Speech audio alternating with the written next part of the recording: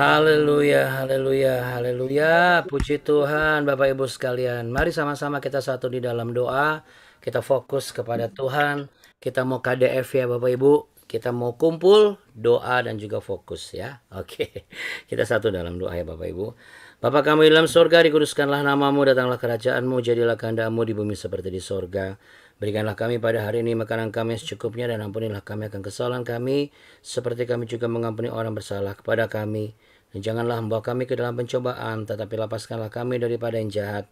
Karena Engkaulah yang punya kerajaan dan kuasa dan kemuliaan kekal sampai selama-lamanya. Terpujilah namamu, hosana bagi kemuliaanmu, haleluya bagimu ya Raja. Terima kasih untuk setiap berkat-Mu, kekuatan-Mu, dan juga pengertian yang Kau berikan. Terima kasih untuk pemeliharaanmu, mujizat kuasa-Mu yang Kau nyatakan, dan Kau berikan kepada kami kesetiaan dan ketaatan apapun yang kami sedang alami hari-hari ini.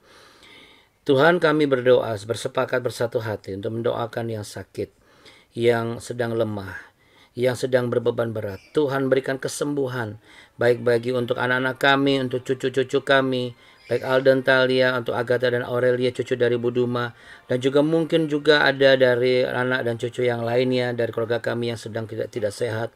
Bagi mereka yang sedang melemah, baik lemah secara fisik, lemah secara iman, lemah secara keyakinan, biarlah pagi hari ini Tuhan yang memberi kekuatan, Engkau yang menguatkan kembali. Dan bagi mereka kami yang mungkin hampir kehilangan pengharapan, yang terasa beban begitu berat, biarlah pagi hari ini Tuhan angkat kami jauh lebih tinggi, lebih besar, sehingga beban itu akan terasa lebih ringan. Kami tidak akan minta beban itu Tuhan angkat, karena kami harus membuktikan kepada dunia bahwa dengan beban ini kami menaklukkan apa yang diragukan oleh dunia tentang Engkau ya Tuhan Yesus. Namun bersama dengan Engkau ya Tuhan Yesus, Allah yang Maha Kudus, yang menjadi manusia, mati di kayu salib, menjadi juru selamat kami mampu dan sanggup menanggung segala perkara, berapapun berat beban yang kami harus pikul. Dalam nama Tuhan Yesus Kristus kami berdoa dan mengucap syukur. Haleluya. Amin. Amin. Puji Tuhan Bapak Ibu. Ya, boleh katakan sama-sama dengan saya, Tuhan Yesusku. Mana jempolnya? Dahsyat. Ayo sama-sama, 1, 2, 3. Tuhan Yesusku dahsyat. Sangat dahsyat. Jangan lupa Bapak Ibu, sangat dahsyat, teramat dahsyat. Dahsyat. Kita selalu dahsyat. Ini tentang kedahsyatan dulu ya, dahsyat. Dan namanya siapa? Yesus Kristus Tuhan. Amin. Jangan lupa kasih tos dulu ke kamera, kasih tos ke kanan kiri. Kalau misalnya Anda sendiri, taruh tangan di dada. Aku tidak boleh lupa, ya. Oke, Bapak Ibu, sebagaimana Bapak Ibu lihat ya, dengar maksud saya bahwa pagi hari ini beberapa lagu pujian itu saya angkat dari beberapa konteks lagu rohani yang ya boleh dikatakan itu bukan zaman saya atau Abuna, atau itu zaman saya Abuna, ya itu zaman saya Abuna, Bapak Ibu ya, dimana ada pergeseran, ada perubahan ya, tetapi tidak mengubah esensi memuji dan menyembah Tuhan tentunya.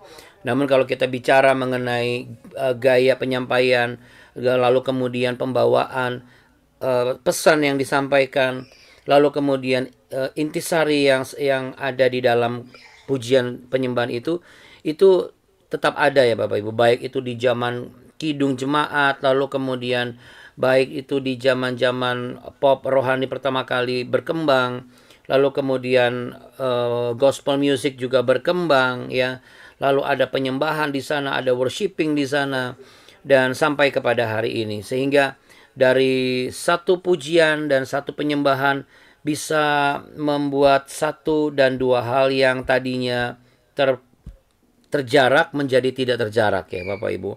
Artinya ketika kita datang kepada Tuhan hanya dengan pujian penyembahan yang kita sepakat untuk kita naikkan, sekalipun mungkin ada hal yang belum pernah kita dengar, atau baru saja kita dengar, atau sudah lama kita tidak kita dengar, tetapi yang terpenting adalah bagaimana kita diajarkan untuk apa Bapak Ibu? Untuk menyembah Tuhan.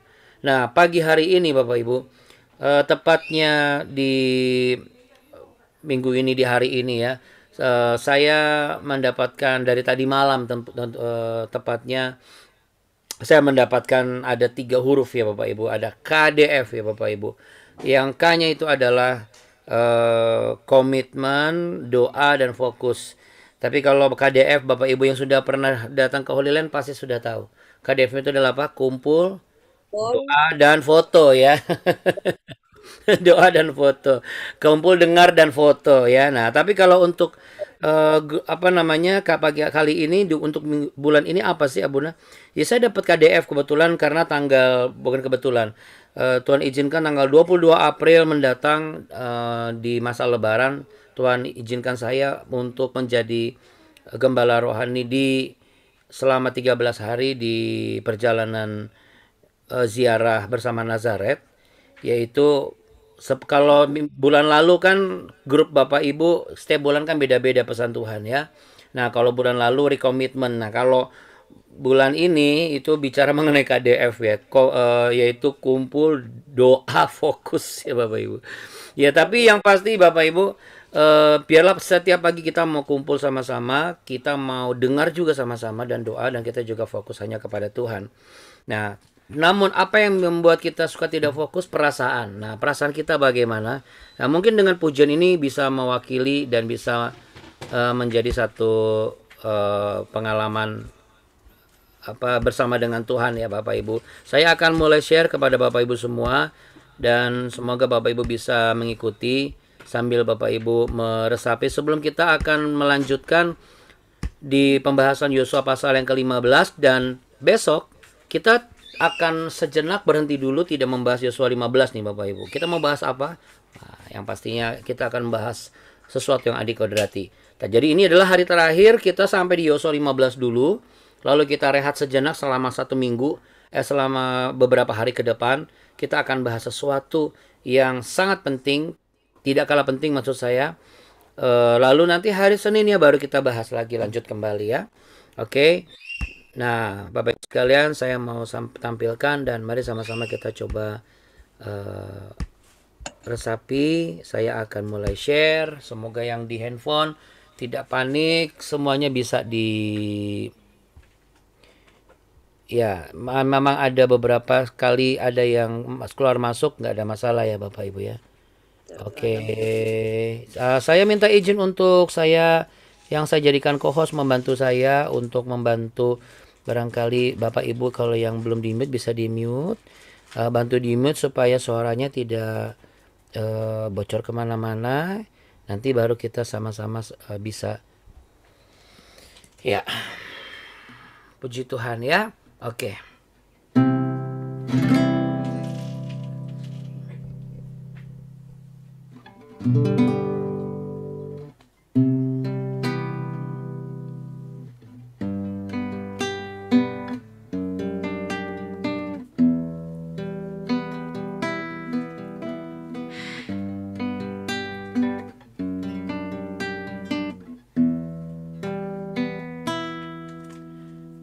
Terkadang kita merasa tak ada jalan terbuka, tak ada lagi waktu, terlambat sudah.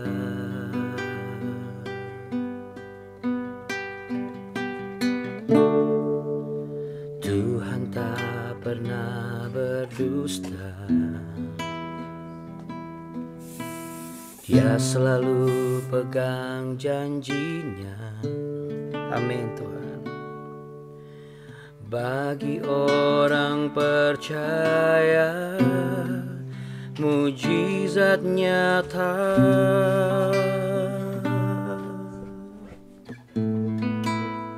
Dia mengerti,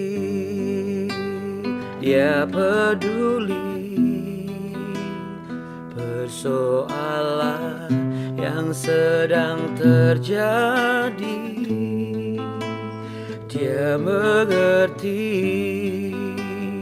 Dia peduli persoalan yang kita alami. Namun satu yang Dia minta, agar kita percaya sampai mujizat menjadi nyata.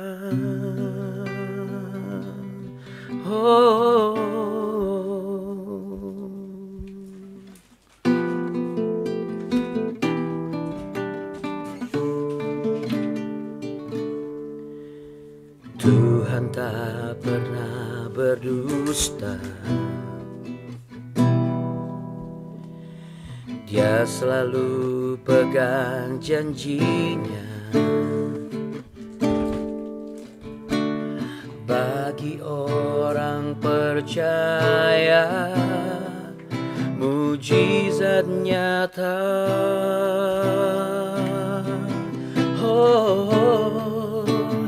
Dia mengerti, Dia peduli persoalan yang sedang terjadi. Dia mengerti, Dia peduli persoalan yang kita alami. Namun satu yang Dia minta, agar kita percaya sampai mujizat menjadi nyata.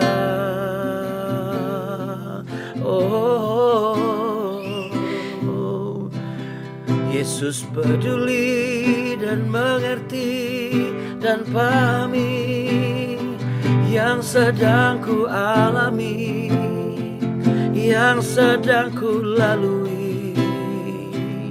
Tuhan Yesus mengerti dan sanggup melakukan mujizat yang pasti terjadi, pasti aku alami.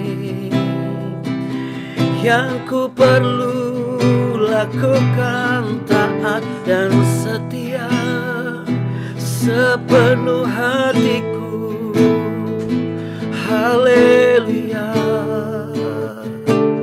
haleluya. Boleh sambil taruh tangan di dada Bapak Ibu, sama-sama katakan, Dia mengerti, Dia peduli persoalan yang sedang terjadi. Dia mengerti, Dia peduli persoalan yang aku alami. Namun satu yang Dia minta, agar aku percaya sampai mujizat menjadi nyata. Dia mengerti, Dia peduli persoalan yang sedang terjadi. Dia mengerti, Dia peduli persoalan yang aku alami. Dengan iman saudara. Namun satu yang Dia minta, agar aku percaya. Namun satu yang Dia minta, agar aku percaya. Namun satu yang Tuhan minta, agar aku percaya. Katakan, aku percaya Tuhan. Aku tetap setia Tuhan. Sama-sama katakan Bapak Ibu. Aku percaya Tuhan, aku tetap setia Tuhan. Namun satu yang Dia minta, agar aku percaya sampai mujizat menjadi nyata. Sampai mujizat menjadi nyata.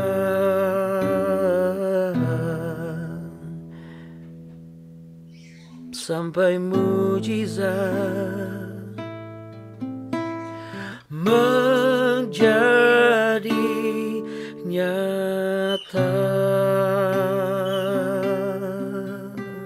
Ku mau tetap percaya sampai mujizat menjadi nyata.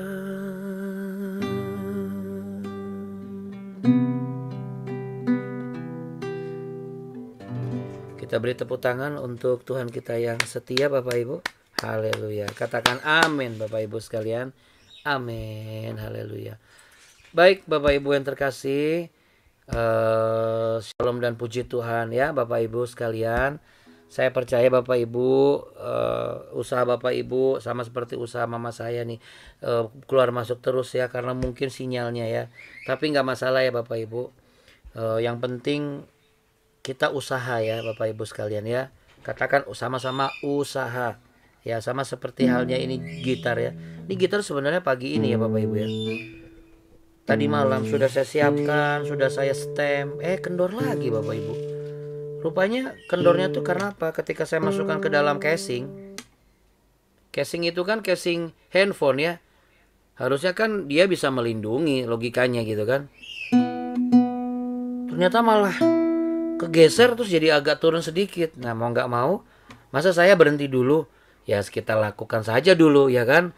Kita lakukan dulu, tapi karena kita percaya.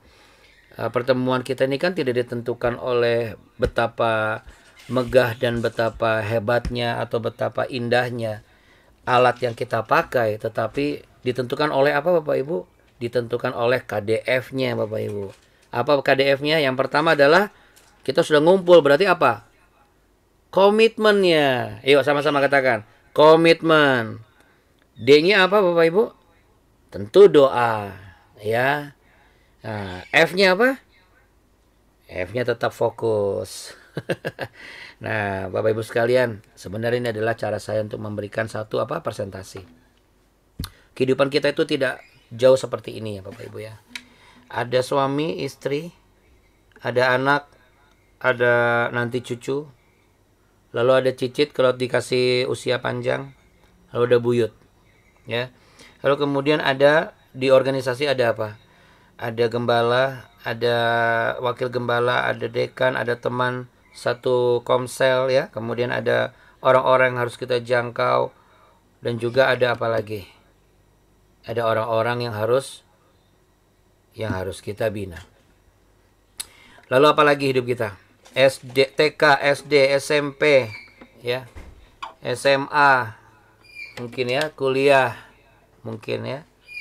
Atau misalnya TK, SD sudah, habis itu kerja. Ya, apapun itu. Tetapi jangan lupa Bapak Ibu, di atas semuanya ada Tuhan, ada malaikat. Atau ada Tuhan, ada manusia. Betul. Tuhan, lalu apa Bapak Ibu? Manusia. Lalu manusia, habis itu manusia apa Bapak Ibu? Malaikat, ya. Habis malaikat apa itu Bapak Ibu? Baru tuh malaikat itu bagi dua.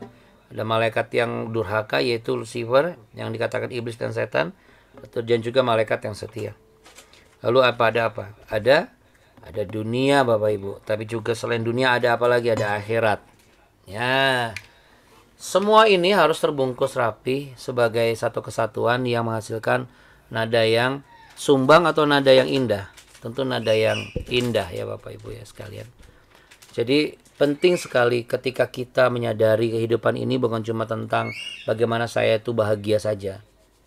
Bagaimana saya itu bisa kaya saja. Bagaimana saya itu bisa sembuh saja. Bagaimana saya itu bisa dipandang hormat atau diterima oleh orang. Bukan tentang itu Bapak Ibu. Tetapi tentang apa? Kita buka Yosua pasal 15. Kita mau lihat pengalaman dari Kaleb ketika dia merebut kawasan Hebron. Saudara yang terkasih, kita kemarin sudah membahas bahwa bagaimana Kaleb mengingatkan Yosua pengabdiannya 45 tahun sejak dia bergabung kepada Musa dan Yosua di usia 40 tahun. Total usia dia 85 tahun. Dan di 85 tahun itu dia masih tetap siap untuk memberi diri. Ya, katakan sama-sama dengan saya, memberi diri. Memberi diri. Sebentar Bapak Ibu.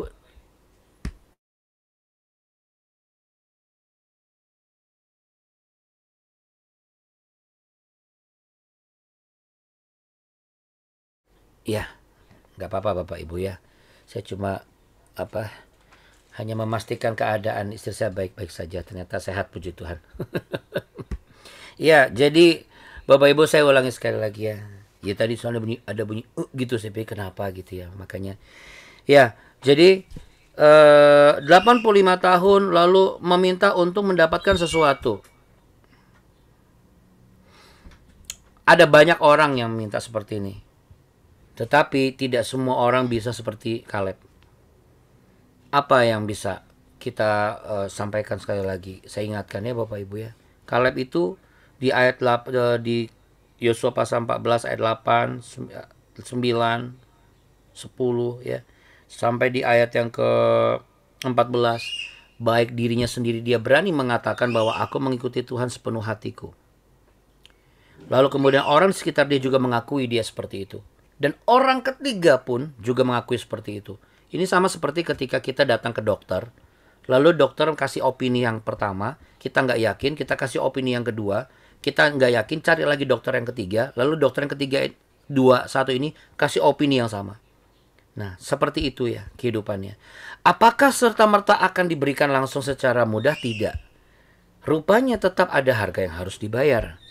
Rupanya tetap ada effort atau ada usaha yang harus dilakukan. Jadi Bapak Ibu sekalian, kita mau baca ini dan kita mau belajar sesuatu yang sederhana. Tetapi ini sesuatu yang harus kita mengerti dan ada dalam kehidupan kita sebagai orang percaya. Kita baca sama-sama Yosua pasal 15 ayat yang ke-13 sampai ayat yang ke-19 dari tempat kita masing-masing. Demikian Kaleb merebut Hebron. Tetapi kepada Kaleb bin Yefune diberikan Yosua sebagian di tengah-tengah Bani Yehuda itu, yakni Kiryat Arba seperti yang ditetapkan Tuhan kepadanya. Arba ialah bapa Enak, itulah Hebron. Dan Kaleb menghalau dari sana ketiga orang Enak yaitu, yakni Sesai, Ahiman, dan Talmai anak-anak Enak. Dari sana ia maju menyerang penduduk Debir. Nama Debir itu dahulu ialah Kiryat Sefer. Lalu berkatalah Kaleb, siapa yang menggempur Kiryat Sefer dan merebutnya, kepadanya akan kuberikan Aksa anakku menjadi istrinya.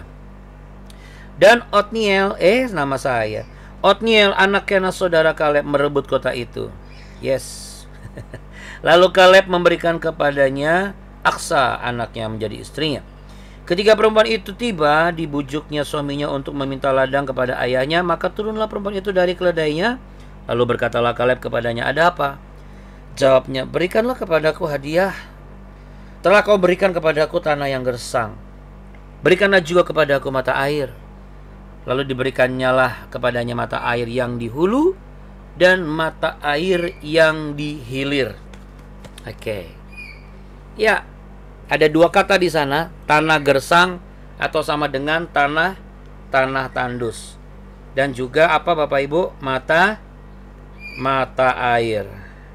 Bukankah itu adalah gambaran kehidupan kita sebagai orang-orang yang hidup di dunia ini Bapak Ibu? Jikalau Bapak Ibu sepakat dan setuju dengan saya bahwa kehidupan kita itu tidak akan lepas dari yang namanya apa yang kita pijak. Apakah yang kita pijak itu sesuatu yang gersang atau tidak? Apakah yang kita pijak itu adalah sesuatu yang yang bisa menghasilkan atau tidak?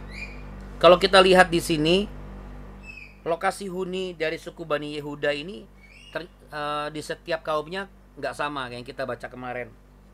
Ya, ada yang naik dulu gunung, masuk lagi ke lembah, masuk ke Bukit Gilgal, muter lagi ke utara, nanti ketemu di selatan, nanti ketemu lagi di bagian barat. Ya, ada yang berbatasan sama padang gurun Zin. Juga ada yang berbatasan dengan ujung air laut asin. Ada yang berbatasan dengan pendakian. Dari mulai pendakian perbukitan Akrabim, Kiryat Yearim, lalu kemudian ada yang dekat lembah. Siapa Bapak Ibu yang tinggal di daerah Medan misalnya ya, yang di daerah dimana itu ada lembah tinggi, lembah curam ya. Lalu kemudian ada yang berbatasan dengan perbukitan. Nah, kalau sudah begini kan berarti setiap orang mau nggak mau harus apa? Harus tahu batasannya. Kemarin kita bicara mengenai batasan ya. Batasan itu kemarin konteksnya adalah kita harus tahu batasan kita. Batasan sampai mana sih kita tuh nuntut Tuhan gitu loh. Tetapi kita juga harus hormati apa yang Tuhan izinkan ketika kita ada di bagian perbatasan di mana inilah batasnya kamu. Kamu nggak boleh melewati dari batas ini. Sebab Tuhan ingin saudara dan saya juga bisa terapkan itu di dalam rumah tangga kita, di dalam pekerjaan kita, dalam pelayanan kita. Kita nggak bisa main asal protes, kita nggak bisa main asal maki, kita nggak bisa main asal mencak-mencak, kita nggak bisa main asal bentak, kita nggak bisa main asal teriak. Orang ada batasnya loh. Kenapa kita diedukasi TK, SD, SMP, SMA? Kan untuk membatasi itu, supaya saudara dan saya itu tidak jadi orang-orang sumbu pendek, supaya tidak jadi orang-orang yang mudah sekali mencaci maki orang, supaya tidak mudah sekali untuk menyumpahi orang. Terkadang juga kita sering lupa batasan itu ya Bapak Ibu sekalian. Nah, untuk itu kita diajarkan kemarin bahwa setiap wilayah umat pilihan Allah, saudara dan saya, itu pasti ada batasan-batasannya gitu. Ada norma-normanya gitu. Ya.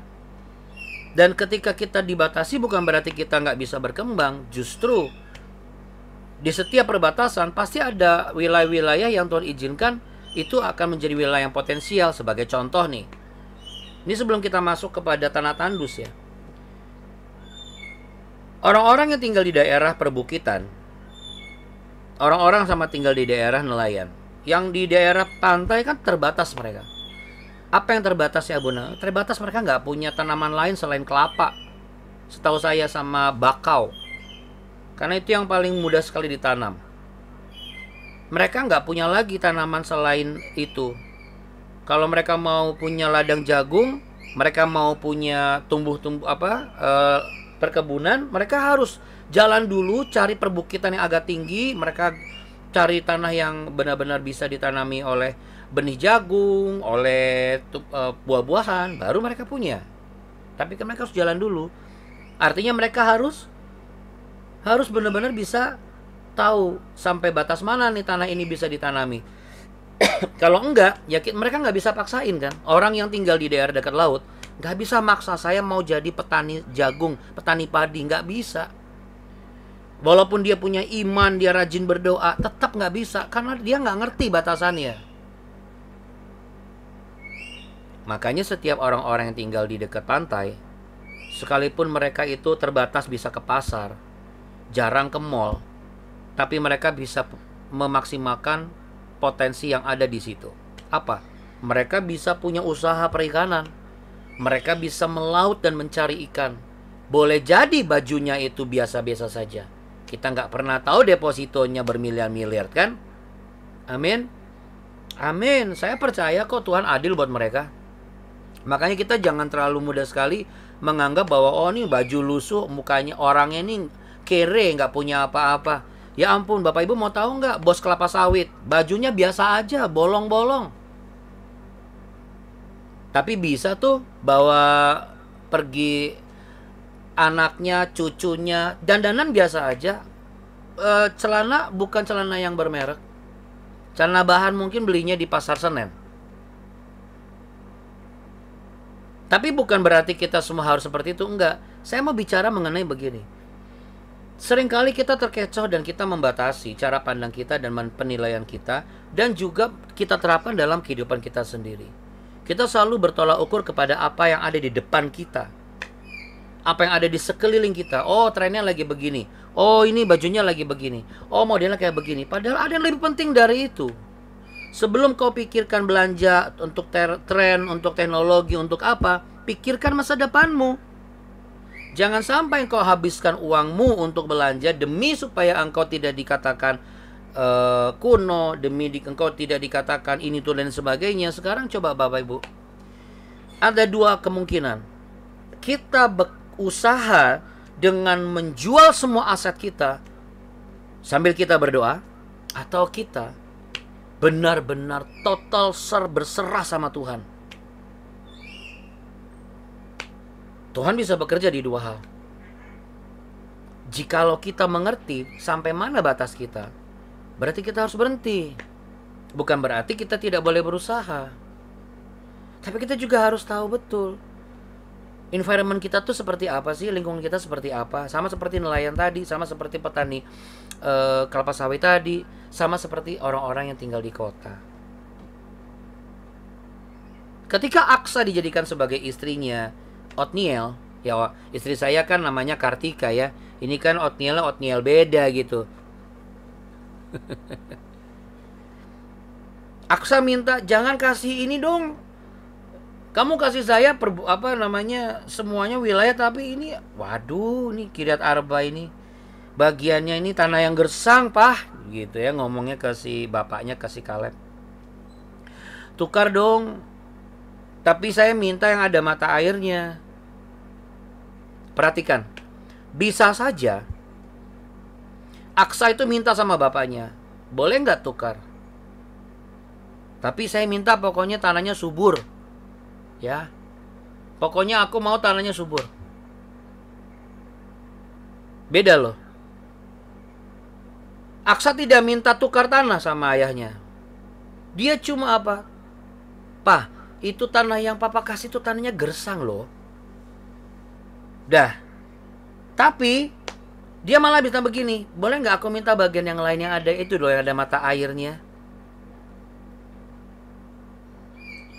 Beda sama, Pak, tukeran dong. Itu tanahnya yang kemarin papa kasih tuh gersang. Papa disitulah, aku di tempat papa tinggal lah. Mungkin buat kita sebagai manusia wajar ya, kita kasih anak ya, itu namanya anak ya, kita nggak usah, nggak gitu Bapak Ibu. Ketika ada satu momen, misalnya seorang orang tua, katakanlah ayah atau ibu, istrinya sudah masak buat bapaknya, sudah masak buat anaknya, lalu anaknya ini sudah makan bagiannya dia, dan dia nggak suka, tapi dia makan, dia habis. Lalu dia ngomong sama ibunya, Ma, itu yang mama kasih makan itu kemarin itu udang, itu cuma bagian buntutnya doang, kecil. Padahal cuma jenisnya udangnya aja yang kecil. Boleh nggak, Mama, aku minta bagian papa dong. Apa yang akan Anda lakukan? Yang benar itu, Anda didik anak Anda, Bapak Ibu. Jujur, terus terang.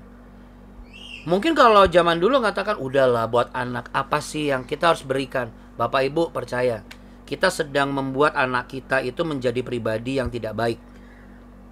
Dia nggak tahu batasan, mana batas yang memang sudah menjadi bagian dia, yang dimana dia harus hargai, dia harus hormati keputusannya, dan dia harus kelola dengan baik. Bukan dia minta jatah yang bukan milik dia, dan mengatasnamakan, kan aku anaknya papa mama. Lalu kita mengatasnamakan kita lebih tua, mengerti yang lebih muda. Nggak begitu Bapak Ibu. Karena ketika nanti dia besar, dia akan menjadi orang yang paling egois di dalam kehidupannya. Anda tidak mau kan anak dan cucu Anda menjadi pribadi seperti itu? Kita harus edukasi. Nah, kamu sudah punya bagian kamu harus nikmati itu. Ini bagiannya papa. Biarkan papamu makan dulu. Karena kalau misalnya kamu ngomong sama papamu, Papa mau pasti akan, yaudah makanlah. Papa nggak makan, papa kenyang. Yakin. Padahal papanya juga pengen makan. Kita tidak sedang mengajarkan kenyataan dalam hidup ini. Tidak semua orang bisa ngalah sama kita. Tidak semua orang bisa memberikan apa yang kita mau sesuai dengan apa yang kita butuhkan. Aksa ini butuh tanah yang subur, Bapak Ibu. Bayangkan dia tuh dikasih jadi istrinya Otniel loh. Tapi apa artinya kalau wilayahnya tandus? Apakah Kaleb ini main asal kasih? Dari pembacaan kita tadi, saya melihat ini pembelajaran yang sangat baik. Memang terkadang kita pengen anak-anak kita itu sesuatu yang terjamin, yang bisa, enak, jangan repot, sebagai tanda kita mengasihi dia. Tapi kalau kita lakukan begitu terus ya Bapak Ibu, kita bukan mengasihi dia, kita sedang membuat dia mengasihani dirinya sendiri di masa yang akan datang. Kenapa? Karena kenyataan hidup ini tidak ada yang semudah itu. Itu sebabnya Aksa minta, ayo minta yang ada mata airnya ya Pak ya. Ada dua hal. Tanah tandus bicara mengenai apa Bapak Ibu? Tanah tandus bicara mengenai pergumulan saudara dan saya. Tanah tandus bicara mengenai pekerjaan yang sulit sekali dilakukan. Tanah tandus bicara mengenai mujizat yang belum sekali kita dapatkan. Udah bertahun-tahun Tuhan, kok saya belum dapat? Bagaimana ceritanya Tuhan? Itu seperti kita nginjak tanah tandus Bapak Ibu. Apa yang kita butuhkan? Apakah kita tukar tanahnya? Kita butuh mata air Bapak Ibu. Katakan, aku butuh mata air. Apa yang menjadi tanah tandus dalam kehidupanmu selama ini Bapak Ibu sekalian terkasih? Yang kau butuhkan bukan ganti tanahnya, bukan pindah tanahnya, bukan pindah wilayahnya. Kecuali kalau yang punya tanah, atau misalnya kecuali Anda diinstruksikan untuk tinggal di tanah ini misalnya gitu, itu nggak masalah. Tapi kalau Anda menentukan, oh ini tanahnya jelek, Anda ganti lagi, cari tanah lagi yang lain. Oh ini jelek, nggak menghasilkan, ganti lagi. Yang Anda butuhkan bukan masalah tanahnya, tapi apa? Mata airnya ada apa enggak? Apa mata air itu Abuna? Yuk kita baca yuk di Perjanjian Baru. Yohanes pasal yang ke-7 ayat yang ke-37 sampai 39. Apa yang dikatakan mata air di Perjanjian Lama ini, yang dimana Perjanjian Baru sebutkan? Yohanes pasal yang ke-7 ayat yang ke-37 sampai 39.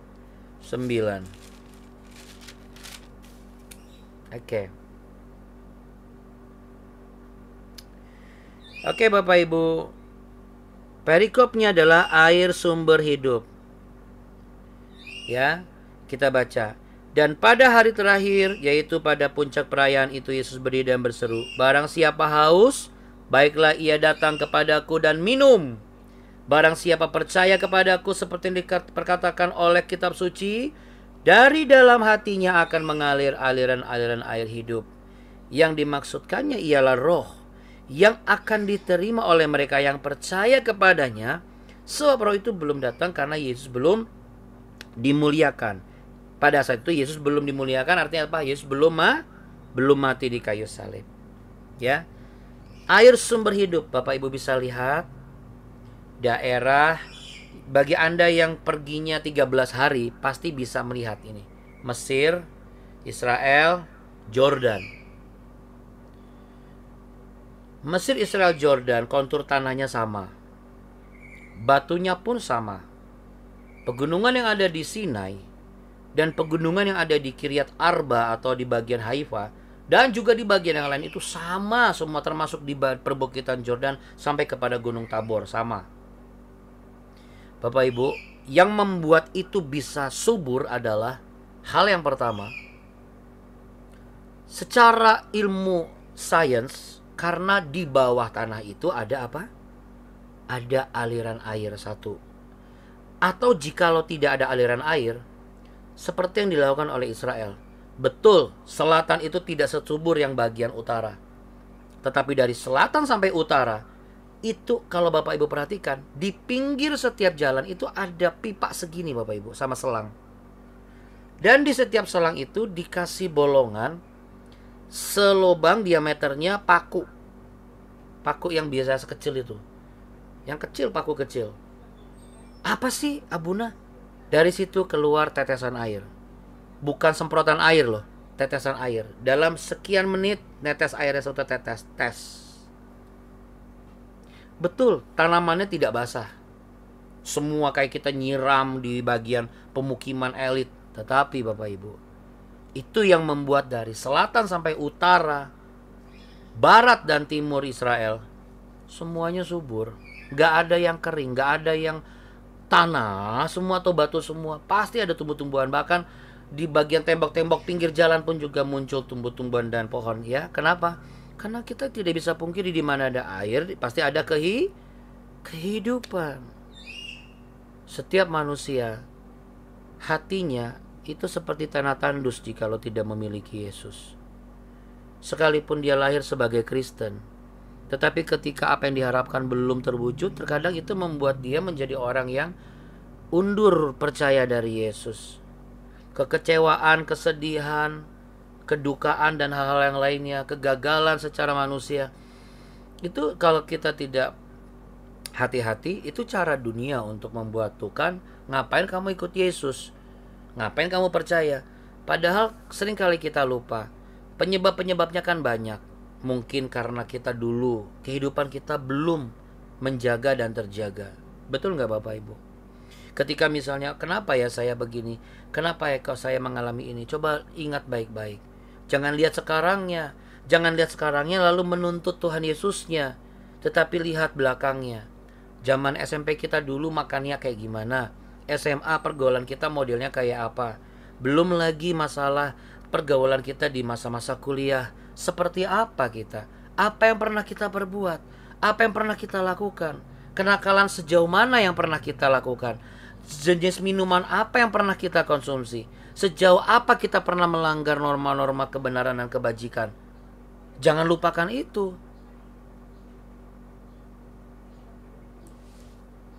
Tuhan sanggup kok untuk menjadi pengharapan yang tidak akan mengecewakan jikalau kita tahu batasan kita.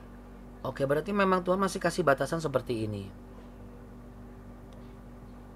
Ini bukan bicara mengenai ini nggak bener nih. Jangan lihat tanahnya Bapak Ibu. Siapa itu tanah? Bisa juga pendetanya, bisa juga suaminya, bisa juga istrinya, bisa juga apa? Orang tuanya, bisa juga besannya, bisa juga apa? Karyawannya, bisa juga apa? Perusahaannya. Banyak. Ketika itu semua tandus bukan berarti itu harus diganti loh. Kita harus belajar dari apa yang Tuhan pesankan pagi ini. Yang kau butuhkan adalah Kristus Yesus. Katakan sama-sama dengan saya. Yang kubutuhkan adalah Kristus Yesus. Dialah yang harus ada di setiap tandusnya kehidupan kita. Dialah yang harus ada di setiap tandusnya pengharapan kita. Ketika kita merasa, aduh ini kering banget ya pun, yang kau butuhkan adalah Tuhan Yesus. Ya, Bapak Ibu sekalian, saya percaya kalau Aksa tidak minta tanah tandus itu diganti, tapi hanya minta tolong dikasih lagi bagian yang ada mata airnya, berarti tanah tandus itu kalau digali potensinya punya potensi yang besar. Sama seperti orang yang tinggal di nelayan, yang di pinggir pantai, dan juga yang di hutan. Di hutan bisa apa sih? Tapi karena dia gali potensinya, jadi pengusaha kelapa sawit. Di pinggir pantai jadi apa sih? Tukang ikan, bau ikan. Nggak masalah, bau ikan. Daripada bau mayat, mendingan bau ikan, betul nggak? Bau ikan jadi pengusaha ikan kalau bau mayat. Ya, mohon izin. Maksud saya adalah gini. Kita seringkali hanya memikirkan apa yang menurut kita saja, Bapak Ibu. Ingat, kehidupan ini ada batasnya kan? Ada expirednya. Bedanya kalau kita beli barang, saya tutup dengan ini. Oh, ini barang ini expirednya tanggal berapa nih? Nah, ini masih bisa kita gunakan. Kita ambil nih. Tapi kalau misalnya kita lihat, wah kayaknya udah expired, dibuang toh. Udah dibuang. Nggak peduli kita. Ya sama. Bedanya kita nggak pernah tahu nih kapan kita expired di mata Tuhan. Bisa saja saya expired duluan, belum tentu Bapak Ibu. Untuk itu, sebelum kita masuk ke masa expired kita masing-masing, mari kita telaah. Mari kita belajar setiap pagi untuk melihat apa? Sisi positif dari setiap masalah yang datang dalam kehidupan kita. Itulah maknanya dan gunanya pertemuan setiap pagi. Supaya Bapak Ibu dan saya itu nggak ngelihat negatif terus. Karena ibadah setiap pagi tapi tidak mengerti, Bapak Ibu akan melihat bahwa ibadah ini nggak ada gunanya. Akhirnya apa? Negatif. Ibadahnya tandus. Karena apa? Saya ikut tapi kok saya nggak ngerti ya. Tapi kalau Bapak Ibu mengerti, Bapak Ibu pahami, bisa dilakukan, disitulah ketika Tuhan berkehendak mengizinkan. Mari sama-sama kita taruh tangan di dada. Ketika Tuhan berkehendak mengizinkan dan menyediakan adanya tanda tandus dalam kehidupan saudara dan saya, kita boleh berkeyakinan Bapak Ibu, Tuhan juga pasti berkehendak apa? Menyediakan mata air bagi kita yang percaya. Karena dialah yang menyediakan dirinya sendiri sebagai mata air. Kalau kita datang kepadanya, kita minum daripadanya, kita nggak haus lagi. Kita mengizinkan mata air itu ada di dalam tandusnya rumah tangga kita, tandusnya pelayanan kita, tandusnya pekerjaan kita, tandusnya pengharapan kita, tandusnya mujizat yang kita harapkan, tandusnya hal-hal yang kita coba pahami dan kita wujudkan. Lalu kita berjuang bersama dia. Maka saya sangat percaya bahwa kita akan mengalami kemuliaannya di waktu Tuhan yang benar. Tuhan memberkati engkau dan melindungi engkau. Tuhan menyinari engkau dengan wajahnya dan memberi engkau kasih karunia. Tuhan menghadapkan wajahnya kepadamu, memberimu perlindungan, kekuatan, dan damai sejahtera. Keluar masukmu diberkati oleh Tuhan. Engkau pergi, engkau datang, berkat Tuhan menyertaimu. Sandang pangan papanmu diberkati. Keluarga, anak cucumu diberkati. Engkau menjadi kepala bukan ekor, naik dan tidak turun. Dalam nama Tuhan Yesus Kristus, dalam nama Bapa, Putra, dan Roh Kudus, kita berdoa dan percaya. Mari sama-sama katakan amin. Amin. Puji Tuhan. Katakan puji Tuhan Bapak Ibu. Masih ingat kan? Haleluya. Puji Tuhan. Puji Tuhan. Amin. Ya Bapak Ibu sekalian. Nah Abuna besok bagaimana? Saya akan nanti kirim ya Bapak Ibu di BW. Ya. Kalau Bapak Ibu berkenan mau ikut, monggo silahkan. Ya.